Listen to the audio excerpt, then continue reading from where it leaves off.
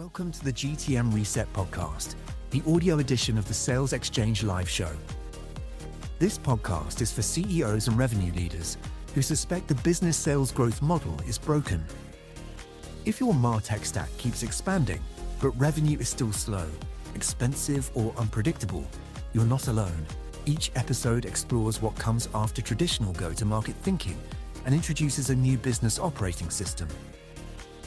This episode was originally recorded as a live broadcast, so if I reference diagrams or frameworks, you can watch the full video using the link in the description. Let's begin. Welcome. I wasn't going to say welcome, but it's one of those things you kind of had you break into a live show. To start off with, most important thing, as CEOs, we have all pretty much sensed that something's been wrong for quite some time. You know, the kind of story, the pipeline looks active, Martech's running, SDRs are busy, BDRs are busy, but growth is either low, slow, or just simply unpredictable. And that is architectural failure. It's not execution failure. So you don't need more activity. You need an architectural redesign that establishes a commercial operating system, and certainly not another tech stack. So if your annual recurring revenue, your FTE, is weakening or getting worse while your Martech stack expands, that says the architecture is broken. So this live show series marks the beginning of a new phase for B2B businesses and new business development particularly, and revenue increase. So I'm Nigel Maine, I'm the founder of SalesXchange and the architect of the B2B commercial, the B2B commercial operating system. We call it a GTM OS, which is built around sales and not marketing. And I'm assuming that you run a business that sells tech, SaaS or services. So you're a sales company and you're not a marketing company. This is quite important. So to answer that kind of niggling question in the back of your mind, I think that we've all had and constantly have is that there must be something better out there. You know, or are we simply, maybe we're just not doing it right. The bottom line is, you stick around and you'll see something that is so radical. And it is simple. It will leave you wondering why we didn't do this years ago. And the point of the live shows, you could say, is like to, I don't know, put up a banner, put up a flag, put up a kind of lighthouse, because this is not about doing a pitch every week. You know, I've done that. It's on the website. You know, you can go and watch that whenever. I want to cover different aspects of this kind of new way of working and look at how the processes could be changed and talk about the change process itself. Yeah. And of course, there are going to be questions, and you'll have questions, and you can send them to me or message me or whatever, and I'll answer them every week. But what we definitely do know is that nobody needs another staged webinar kind of type delivery.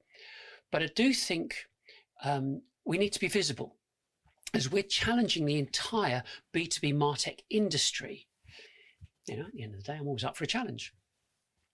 So back in the day, we always knew that people by people, this day, or we still do. Over the past 20 years, that whole process has shifted from relation-led selling to lead gen theatrics and statistics, the kind that keeps marketers employed. And when it goes wrong, sales gets blamed. So I think the bottom line is B2Bs need to understand three main things. I think is the best way to put it. How, or should I say when, consumer marketing logic entered into B2B, and why the tools that are available only optimize activity but not buyer readiness. And that's why the whole BDR, SDR type mathematics fails at that total addressable market scale. And so really the first thing is how did this problem evolve?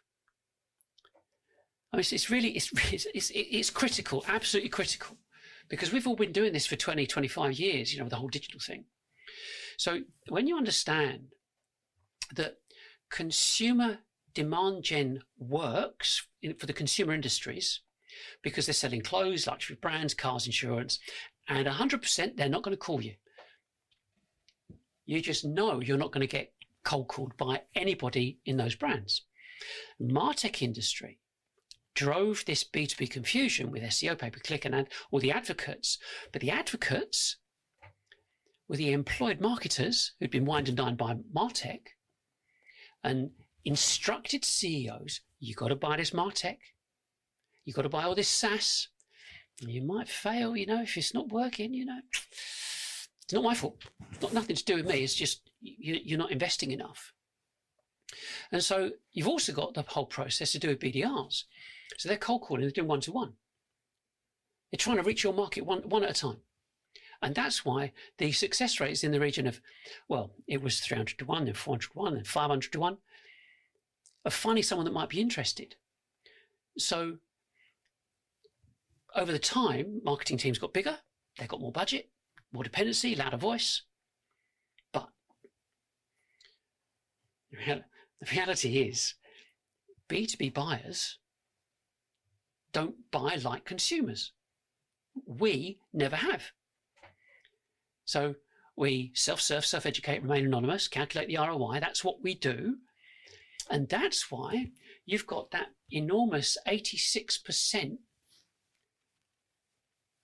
of that silent journey. I mean, I'm not going to do, like I said, I'm not going to do this whole thing based on lots of slides and so on, but have a look at this. I'll show you this one. Not that one. But that dotted line shows the dividing line between learning and buying, and that's the silent journey. And when you look at that and realize if you've got a 9-month lead time, then the 86% is going to be about 55 months. That's like 5 years. But then that fits in, strangely, with that whole process of mission, strategy, tactics. So you've got a 10-year mission plan, a 5-year in terms of strategy, and 3 for tactics. So that all fits with that lead time of people looking to buy stuff. So the point is that when you look at this whole process that we've been given, you go, well, we've got all this tech, we spend thousands and thousands every month. So why hasn't it changed anything? And if you look at the market, we're relying on cold calling, demand gen, lead gen, AB, and pay-per-click, but less than 1% converts. And if you look at the failure rate over the past 20 years, it's like 20, 30, 50, 70.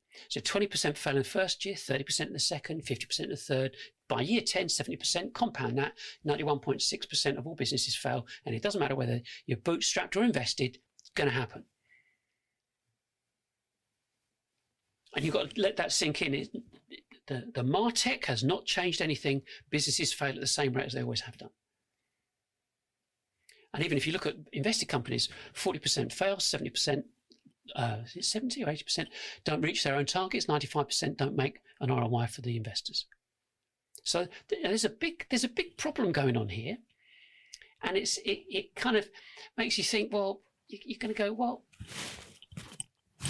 what are we going to do? And if your annual recurring revenue, full-time equivalent, is only knocking out around about 80, 90 grand, that's too low to be sustainable. That's really important.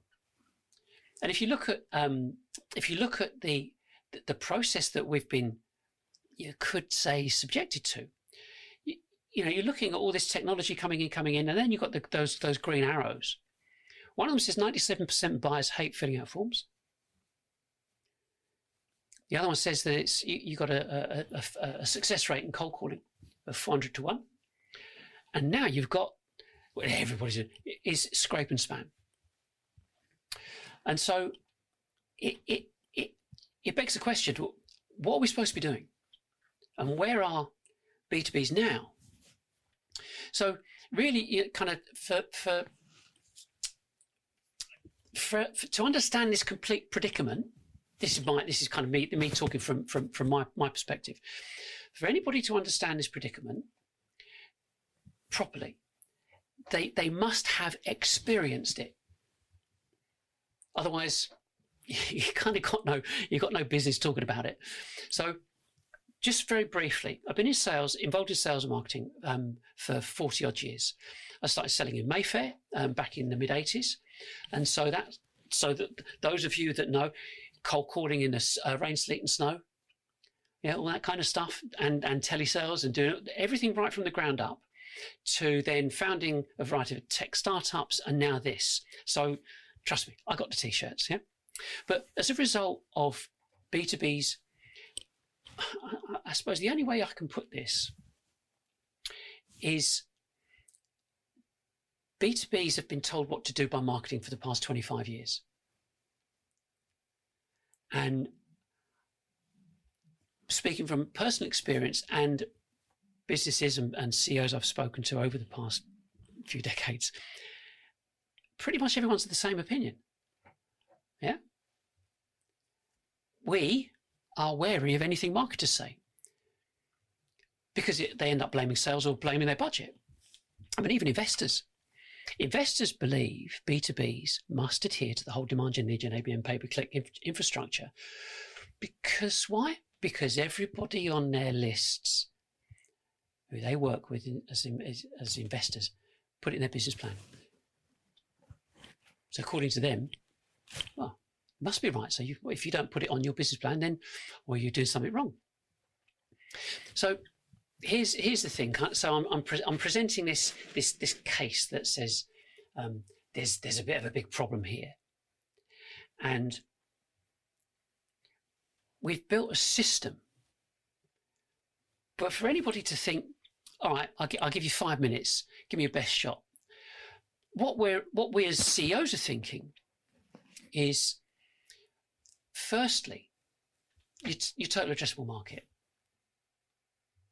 So you got some new approach. We've got our total addressable market, and you want to communicate and sell to your total addressable market. So first, it's your total. You've got to identify that group, and you probably already did it because it's part of your business plan. They were the people that why you started your business in the first place. So if we're going to take a snapshot of what's going on before you look at any new product or suggestion, say, for example, just as an example, say your total addressable market was 10,000 businesses, say in the UK. But bearing in mind, there are 212,000 businesses, 10 to 50 employees, 38,000 businesses, 50 to 250, and 8,000 businesses above that. So taking whatever you do, say it was 10,000, give or take. And now if you look at the curve chart, where is it? It's here somewhere. Here it is. If you look at the curve chart, if you've got 10,000 businesses, there they are. They're made up of, as you know, innovators, early adopters, early late majority, and laggards. But the people that are looking are at the beginning. Yeah, they're the ones you want to sell to because they're active. Yeah, but you want to be selling to them. But first, you've got to find them, and calling them one at a time is simply not going to cut it. So we've all got a wish list, and I've done this for you, if that makes sense, and you'll see where I'm coming from in a second. So firstly, anyone that's going to come up with some new idea to go and change something or change the way that we're working, because let's face it, nobody believes or perceives that there is an alternative because everybody does the same thing. Everybody's got, and the reason I'm bouncing backwards and forwards on these slides is because I don't want this to be not death by PowerPoint, you know what I mean? I mean, it can get a bit boring, but if you look at that, we know HubSpot, Eloqua, Marketo, Pardot, and so on. We know about all the marketing automation platforms. We know all the stuff that we're told to buy. So if someone's going to come up with some new solution, you better make sure that you've got something to say. So how about this? Any solution must, and there's lots of musts, must make money and demonstrate an enormous ROI. It's fair. It's got to be low cost. It's got to enable us to cut costs and save money from day one. It's got to reduce overheads. It's got to increase exposure to our total addressable market. To genuinely be automated, like set and forget automated. It's got to deliver a great experience to prospects and to customers. Staff have got to be able to execute the process. We want our own software. Fed up with spending thousands or tens of thousands or more on SaaS and external platforms for everybody. I mean, bearing in mind, it blows me away. So, Chief Martech's website, and every year they do an infographic about all the different software SaaS platforms that are out there. And they Martech, so it's just related to marketing stuff. And it started off with, I can't remember the year now. I think it's like 2006 or 8, something like that. So it started off around about then.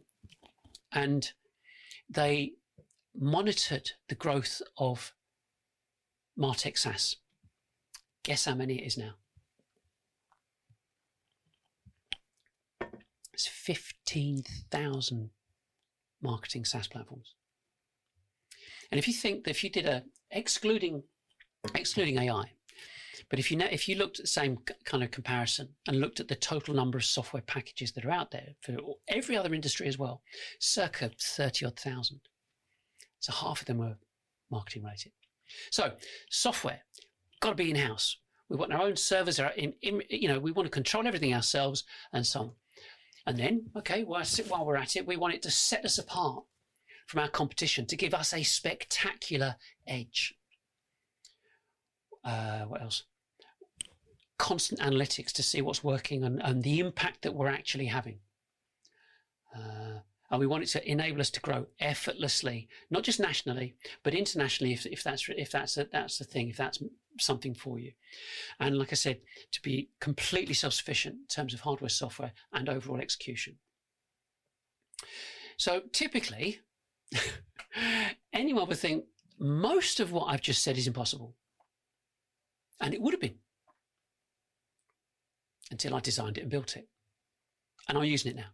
I'm literally using it right now. And actually, you're like this, you're part of it. You're already part of it. You're embedded in it. If you've seen the posts, the emails, the banners, the other posts on whether it's LinkedIn or wherever, you're part of it. And it's a system. It's a structured, automated system that is functioning beyond anything that I could imagine. It's amazing. I mean, it's just so cool. I mean, I've actually wanted something like this forever. And I know every salesperson in the world would beat a path to your door to get you to install it. But, it's a big but here. Not so fast. I don't want anyone to rush at this. And I think if you're like me, you want to self-educate, yeah, confirm the ROI before you do anything, and that's why I'm doing the live shows. So each week I'll be showing and explaining, kind of demoing what we're doing and answering questions, and you can comment below like you can on anything that's live, or on LinkedIn or YouTube or on our website. But the point is that we are demonstrating this transparency and accessibility. And of course, there'll be people out there, businesses out there that on that curve, they're right at the beginning, the innovators who want the tools immediately. And I showed you the curve. Excuse me. But the thing about the curve, and this is what I find quite special, really, is that so I've got this illustration here. These are your customers. Forget mine. These are your customers.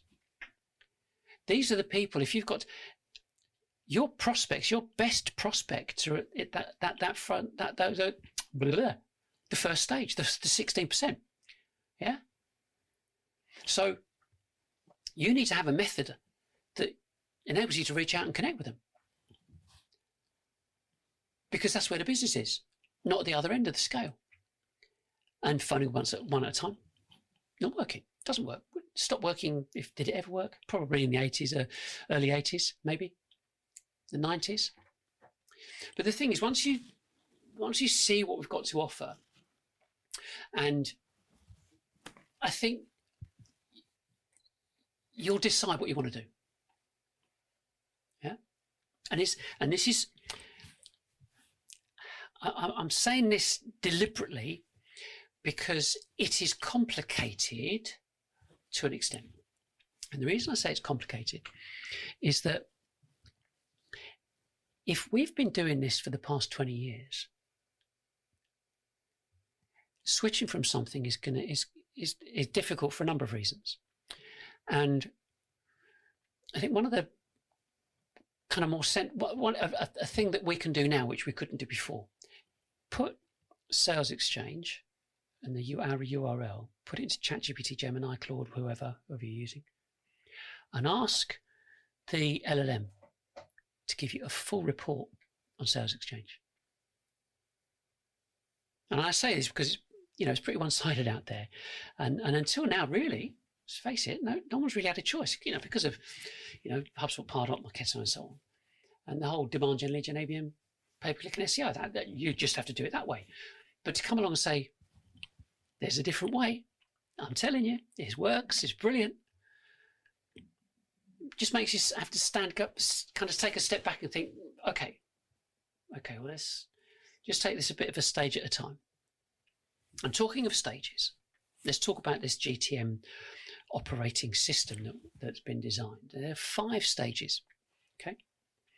And I'll show you some of the slides, but what I don't want to do is just, like I said, make this just a pitch. I just want to give you this overview, this suggestion, because we've got plenty of time. I'm doing this next week and the week after and the week after. You can dip in whenever you want. You can watch me live whenever you want. But you can go on the website. I mean, everything's on the website. It's completely open access. I'll come on to that right now. So the thing is 5 stages, and it's pretty simple because it's aligned to how you and I, how we both buy. It's not being clever. It's just saying this is how we do it, isn't it? So the first thing we start off with is a preparation. Is open access education. It's about teaching your customers how and why they should buy from you. And I think that once your prospects get to know who you are and what you're doing, you put call to action links on everything that you put out, but you just get rid of those demand gen forms on your website. They put you off, but they also put your prospects off too. And that's the kind of the critical stage of this. Self-serve, self-educate, remain anonymous. How can you remain anonymous if you're giving out your details? I won't give mine out. And if anyone tries to contact me cold, I won't answer it. I won't speak to them. Which is why you've got exec assistants. and nobody can contact you, because if everybody could contact you, you would have every single BDR in the world beating a path to your door wanting to talk to you. Oh yeah, I spoke to someone today. So open access is the starting point. So the next thing is reach. And what we've got here, this is the structure that we've got. And so we've got reach, which is reaching your total addressable market. Live, here we are. Connect, Ops, and Hub. And we'll come onto the course a bit later, and I'll explain about that as well. So the point is that SX Reach starts with social, and it's basically consistent exposure and visibility to your TAM. So the fact that everybody wants to remain anonymous, yeah, no one wants you to know that they're looking at your website or your content or anything that will identify them. And if you think about lead scoring, reverse IP lookup, I think it's lead forensics, Candy, a variety of others, saying, oh, look, they're looking. And now what they're doing, they'll connect. So you've got a business organization here. On the other side, you've got consumer analysis. So if you look at these two big data lakes out there, that's all business and that's all consumer. And someone on the consumer side, someone buys something. So say a CEO bought something for their child. That IP information gets linked to the business information. So they've got your IP address on this side, and now they've got your IP address on the other side. Match it up. You'll get calls on your mobiles. How did you get my number? Oh, whatever. So now you can see why it's like an element of desperation. Okay, but the whole exposure strategy needs to be based upon them staying anonymous, and it must incorporate repetition. There's a book called Thinking Fast and Slow. Lots of people say that they've read it. Some do, some don't. And the thing is that page 66 shows how much I took notice. Page 66 and around about there, there's a colleague of Daniel Kahneman called Robert Zajonc. So Thinking Fast and Slow is what Kahneman said was, you hear things regularly and so on, and it makes you think, because you've heard it so often, it must be right. So you think it's correct. Because it requires, they call it system one, it doesn't require processing, that makes sense. Whereas if something is not familiar, you have to stop and research it and so on. So you've got speed and you've got research. Research is slower. You then got Robert Zajonc, who looked at repetition. And with animals, if an animal saw another animal walking past it on a regular basis and it didn't eat it, it was probably safe. And that's where you've got this whole repetition, and you look at repetition on television adverts and all that kind of stuff. And so there's this element of ongoing repetition. And even what I'm doing now, a certain number of people will watch this. Next week, could be the same, could be different, could be more, could be less. It doesn't matter. It doesn't matter. As long as it keeps happening. This is the same with the information that gets sent to your prospects. So, I mean, if you've seen my content, so what I do, I combine a primary call to action and a secondary call to action, which you've basically seen it. If you've seen the posts, you know what I'm talking about. Maybe I should do the right thing and just show you one here. There we go.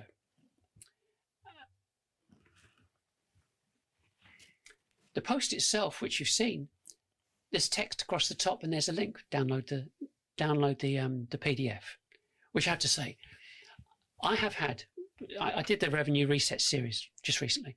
I've had the most amazing response from it ever in my history, which is great, which proves the point. So you've got a primary call to action, which is, have something on me, it's free, I want you to read it.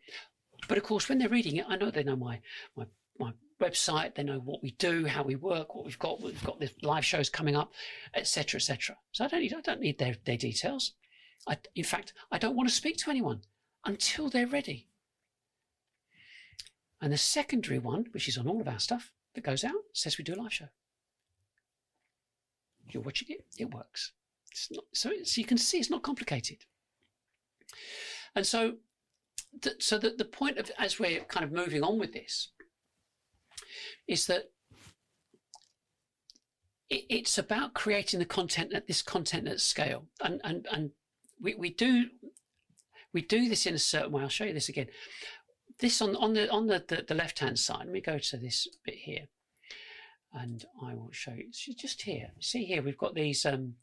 We've got 3 layers. We've got a banner layer, text, and call to action. We construct the posts.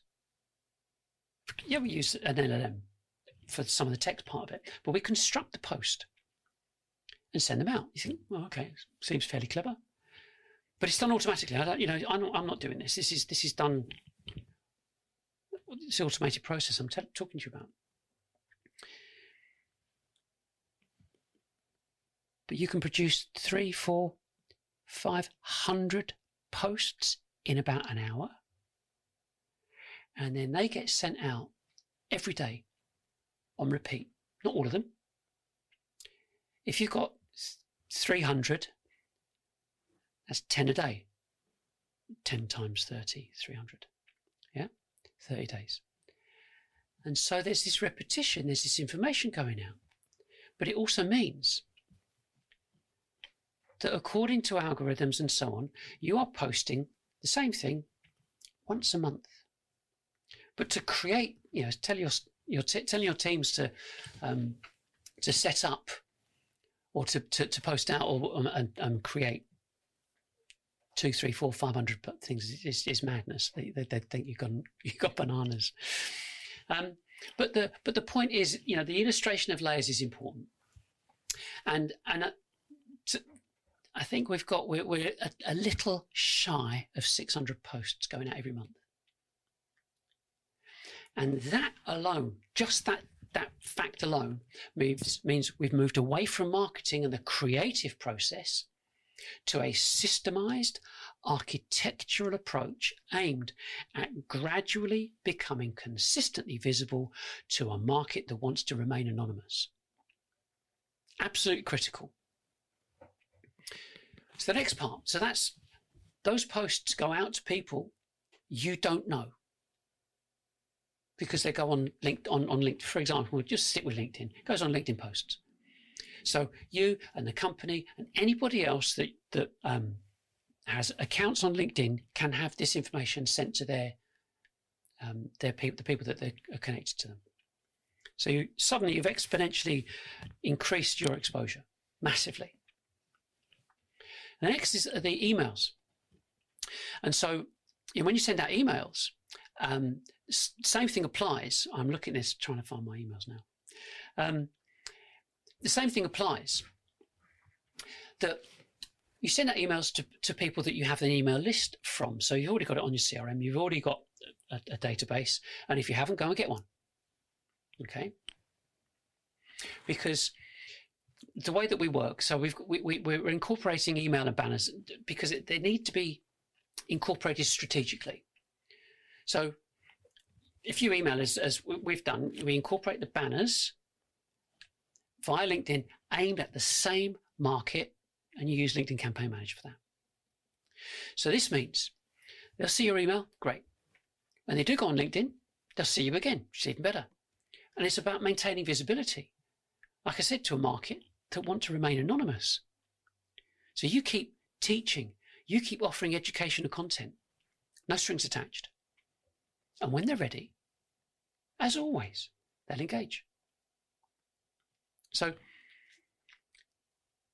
that's showing what we've got set up in terms of social posts, emails and banners. And everything drives traffic. All that activity drives traffic to your weekly live broadcast. So they get to know, like and trust you. And if you ever thought cameras, mics and lights were difficult, think again. I mean, once this process is set up, one button, press a button, you go live, like I'm doing now. There's nothing simpler. And if you think, people want to listen to people talking. That's what happened, during lockdown. You get a couple of sales guys, people within your company, proper, well engaged, having a chat. That's what people want to do. That's what they want to look at. And that's why video or podcasts and video podcasts are so successful. Because people want to engage anonymously. And it's a fact. So then the next thing we move on to is what we call SX Connect. And I think this is cool. You'll like this. You'll definitely like this. So whether people are watching you live on your website, or they're watching a live show, or they're just on your website, doesn't matter. Look at the social post. You build in this, I suppose it's strategic activation, but at scale. So basically what I'm saying is anybody watching you can book a meeting with you once they feel comfortable. Go, do you know what? I quite like this company. I think I could work with them. I want to find out a bit more. They've downloaded, they've done this, they've done all the variety of different things. They now know, like, and trust you. And right now, depending on where you're watching us, you could be watching us on our website, on LinkedIn, or on YouTube. And in the description, as you've heard people say before, I'll just click the link in the description. Yep. And you can click a link in the description and book a meeting with me. You think, okay, well, there's nothing special about that, really. And even you see, there's a big green button on the website, big green button. So when that button gets pressed, it will take them to a form. You go, okay, I think no great shakes about filling out a form. But the thing is that we've got this. They're not cascading forms. There's just some pages, because whenever you do a meeting, first thing you do is I need to collect some information to see who you are, what you do, and so on. So there's a few. There's contact and 4 pages, and it looks like that. Just averages. Tick, tick, tick, tick, tick. Job done. Finish filling out the form, click submit, book a date that suits, and wherever they are in the world, that meeting gets booked based upon location, expertise, or language. It's up to you. So this isn't your typical kind of app process. Your prospects would have spent time getting to know you, and they want to trust you, because they're going, do you know what? I'll do this, and you could do it in your own time, because on the form itself, there's a click another button, and it says, here's all the questions. Give it to a subordinate. Get them to go and fill out and get the information for you. And the thing is, you can click on it. If you click on our form, you can see exactly how it's structured, and that's what we call our kind of pre-meeting data fill. And you'll see why it makes sense. So once the meeting's booked, the data is passed, is processed, and the typical research that a salesperson would do is done for them using AI agents. And the research comes back in 2 forms. One is a full-on comprehensive report of everything, the company, the person, everything else. And that's and the second, and that first report is for the salesperson. It's not being used anyway. It's just for the salesperson to understand who this company is and who this person is before they speak to them. And the second one is a summary, and that summary is inserted into the standard proposal document, and it includes a cost comparison, because you've given us some. They've given you some approximate cost, so it's only approximate. So they book the meeting, it's scheduled for the right person, the proposal document's done, the costs are done, the cost comparison's done, and finally a slide deck's prepared incorporating the same type of costs, and it's all made and delivered to the salesperson. And if you're looking at doing this at scale, so say, for example, you're in multiple countries, just as an example, in multiple countries. And we just go with English just for now, but you're in different countries. So all of the work is done. because of this, you can reduce the amount of people that you have serving those countries because they do this. The same level of quality, the same delivery, having a meeting with someone. I mean, it's just... It is everything that I've always wanted in sales. So, once the meeting's done, so you've had this meeting, and the salesperson has edited the costs, that's all, and they send it. Yeah. So once everything's set up, everything's done, everything's organised, the prospect's got all the details, and the salesperson goes into the system and says, "Been sent. This is the final cost. We've sent it to them. Job done." And that has got to be the best platform view anybody could ever want to see. You're starting from the top. You look up here, this bit here, so you know the effect of your social activity, the effect of your emails, the effect of your banners, the effect of your live streaming, and all of that results in a meeting, because that's what you wanted, wasn't it? You wanted lots of meetings with people. And the meetings are orchestrated and scheduled, and that was the result. Meetings booked, generated proposals, generated quotes sent, pipeline up to date. Just, I don't know, blows me away.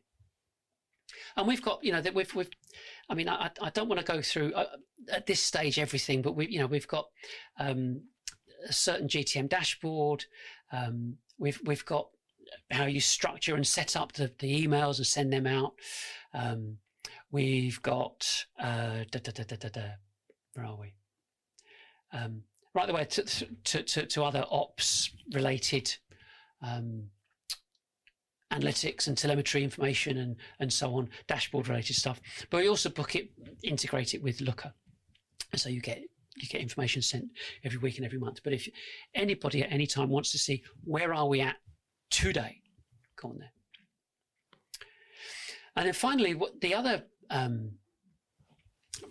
part to this is there's two parts. So you've got kind of we talked about the physical architecture and what we offer. But one of the important things is that we have this what we call SX Hub, and it's an integrated online database platform, Notion if you know it. And that's kind of the information plane or layer that holds all the knowledge, all the operational guides, all the content.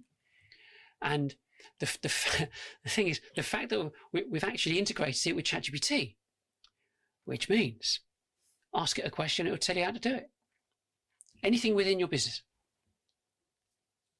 And it knows who you are, what you do, everything. And the point is it's there to help teach anyone who doesn't know anything about the system, that is. So the point is that you're looking at this architectural infrastructure and simplifying the way that businesses are able to orchestrate new business. Before it was lots more people. And you've got this I suppose the best way to talk about it is about people to profit ratio. And you'll understand this. So if you know anything about cameras, you know that if you change the shutter speed, you've got to change the ISO. If you want a faster shutter speed, you've got to increase the ISO, and so on. So you've got these kind of three-way things you've got to do. But in business, if you want more business, you think, oh, maybe we have to take on some more salespeople to get some more business in. No, definitely not. Marketing will say, well, if you want to do more business, you've got to take more of us on. No, definitely not. The opposite. In both cases. So we're looking at changing this ratio, the people productivity profitability ratio, because you can. I mean, that's the bottom line. And you know, I said it earlier, you know, the whole point of this is, and what I'm saying is that I'm not expecting you to go, I'll buy this, get this from SalesXchange now. No, I want you to leave this and go, oh, there seems to be an alternative. Maybe we should find out about it. That's it. We're good. Now, the other part, which is really important, is that when you try and do anything different, yeah, can cause problems. I mean, this isn't just about plugging in a new server at your offices. You know, you could say that the ongoing driver of this requires new thinking. And as you're probably aware, you've probably read everywhere, you know, if you've got digital transformation, any new kind of structure or change management, it's got to be carefully considered. I mean, if it's not, it will lead to a lack of buy-in from a variety of people. And because of that, we developed a comprehensive online training series that is self-paced. It comes with automated certification. And this means multiple people can start thinking differently and developing input and sharing ideas. I mean, it also means you don't have to micromanage anyone. And it will take them a week or a month. It is about 30 hours. But we're talking about a transformative change in understanding about generating new business, not just a bit of kit or a bit of software for the sake of it. Oh, this, I'm sure this will change your profitability. No, this is something you can go, sounds interesting. Well, just keep an eye on it. Good, great. That's the best thing you could do for me. Just keep an eye. And you can go on a website anytime and investigate and research and learn, and we will speak at some stage in the future. But this is retraining we're talking about, because the old way does not work. They wanted it to work and they got everybody buying into them, but it does not work. And what my recommendation suggestion is that you, if you're CEO, you and one other person, one of your C-suite colleagues, do the course first. And that way you can say, I get it, I understand, I get this. We can go and get so-and-so, so-and-so, and so-and-so, they can go and get that done. And the thing is, you want a really interesting thought. Businesses can spend between 25 and 45% of their turnover on new business. So we're talking sales, marketing, customer success, and so on. But not only does this operating system cost a fraction, absolute fraction of existing costs, but it replaces them all too. And at the end of the day, I mean, you can ask me for a cost. I can't give it to you off the top of my head because I don't know enough about you. But the exact costs depend on your size and scale, location, infrastructure, and so on. But it means your annual recurring revenue per FTE improves, because when labour is replaced with architecture, predictability increases, your costs stabilise. And the all-important meetings is kind of like, I don't know, readiness driven. I mean, it's all good. I mean, I'm going to definitely kind of come into a close now. But I hope that I've given you enough of an insight to what the future can hold for your organisation. And I think this really is that it's got to be the most exciting development or change for B2Bs, because it puts the C-suite back in control of the whole journey. You know, it doesn't force you into a straitjacket, a marketing straitjacket. And the thing is, you've actually got to get this on the inside and understand it from your own company's perspective. And I think the best thing to do is to read the foundational documents that we've got, which is the revenue reset, and then the go-to-market landscape. It tells you about all the other businesses that are out there, what they do, and the GTM audit, the audit kind of architectural audit. And if you've already completed it and you want to explore that next stage, here I am. You ready? If you want to book a course, a call with me, do that. Links below. Fill out the audit doc. And let me show you how it all works, how it all fits together. So something for you to think about before we finish. What's required is this massive exposure to your total addressable market, and you want to attract a small percentage every week to watch or engage with you. So what you need to think about is how much exposure are you actually achieving right now? Yeah? So how big is your TAM? And are you connecting with those who want to remain anonymous for now? Are you connecting with those anonymous prospects? I mean, hopefully you can see how this would work for your business. And if I've done my job properly, you'll simply remember that there's an alternative, finally. And we'll circle back a bit later. Maybe, like when the next quarter's figures come in and you go, that was disastrous. I think we need to have a chat with this guy. But until then, I'll see you next week, 11 o'clock, same time, same place. Bye for now. You have been listening to the GTM Reset podcast, the audio edition of the SalesXchange live show. If this episode reflects what you are seeing in your own business, the next step is to explore the model properly. Use the links in the description to watch the full video version, work through the foundational documents, and request a private strategy call if you want to see how this would apply inside your organization. Thanks for listening.